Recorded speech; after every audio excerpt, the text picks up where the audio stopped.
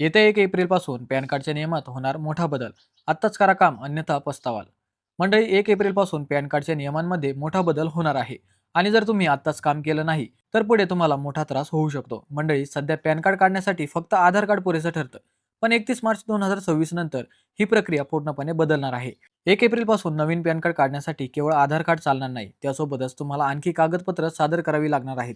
म्हणजेच प्रक्रिया आधीपेक्षा जास्त किचकट होणार आहे. नव्या नियमानुसार तुम्हाला आधार कार्ड सोबत जन्म प्रमाणपत्र, मतदान ओळखपत्र, पासपोर्ट किंवा ड्रायव्हिंग लायसन्स यासारखी कागदपत्रे द्यावी लागतील. म्हणजेच तुमची ओळख आणि जन्मतारीख याची खात्री अनेक कागदपत्रांपासून केली जाणार आहे. यामध्ये एक महत्त्वाची अटही आहे. तुम्ही दिलेल्या सर्व कागदपत्रांमधील माहिती एकसारखी असणं आवश्यक आहे. नाव, जन्मतारीख किंवा इतर तपशील जुळले नाहीत तर तुमचा हा अर्ज अडकू शकतो. म्हणजेच आतापर्यंत सोपी असलेली पॅन कार्डची ही प्रक्रिया आता अधिक कठीण होणार आहे.